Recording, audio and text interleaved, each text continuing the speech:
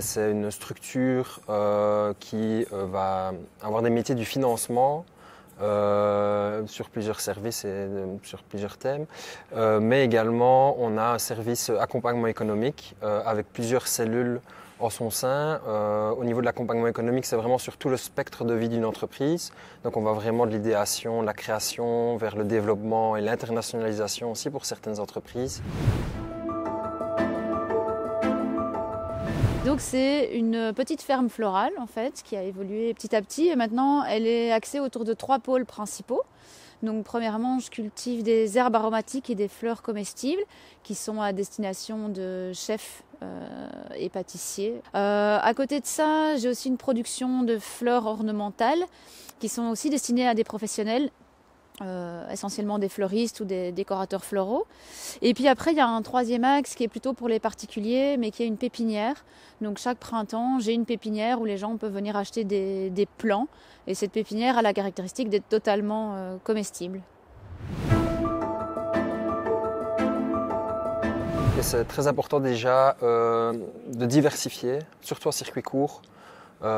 Surtout quand on est peut-être en production, mais même en transformation, de diversifier un peu ce qu'on fait pour pouvoir justement pérenniser les structures et pouvoir évoluer et se développer, notamment dans le sens où on est quand même face à des métiers où il n'y a pas une rentabilité énorme, où ce sont souvent les valeurs qui prennent le pas sur le reste. La diversification permet aussi d'assurer justement une certaine forme de pérennité.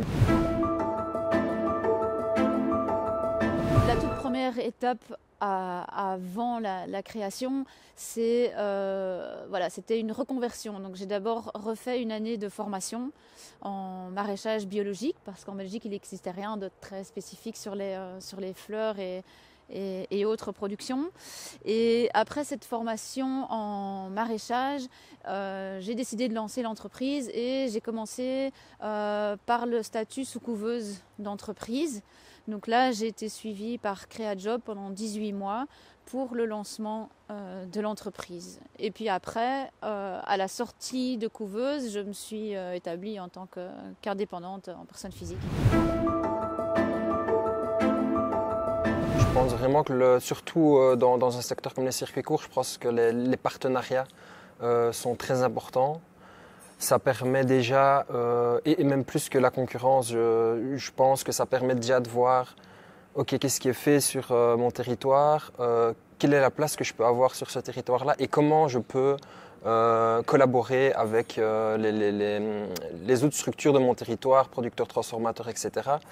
Et je pense que vraiment les partenariats sont quelque chose de très très important dans ce milieu-là et un beau levier à activer pour pouvoir vraiment se développer et pérenniser une activité en circuit court. Je retire énormément d'apprentissage. Déjà, pour moi, c'était nouveau. J'avais jamais été entrepreneur, donc c'était les premiers pas dans l'entrepreneuriat. Retrouver ce qui a été très positif, je trouvais, c'est de retrouver toute la créativité que j'avais un petit peu enfouie sous le poids des années de travail qui me convenaient plus, enfin de mes précédents emplois qui me convenaient plus spécialement. Donc retrouver cette envie de créer. Et s'émanciper aussi, sortir un peu du syndrome de l'imposteur et se dire bah oui, en fait j'ai toutes les clés en main pour réussir quelque chose. Ce que je referais, je pense que c'est le fait de créer une entreprise a vraiment relibéré un petit peu toute cette créativité, cette envie de créer que j'avais un peu perdue.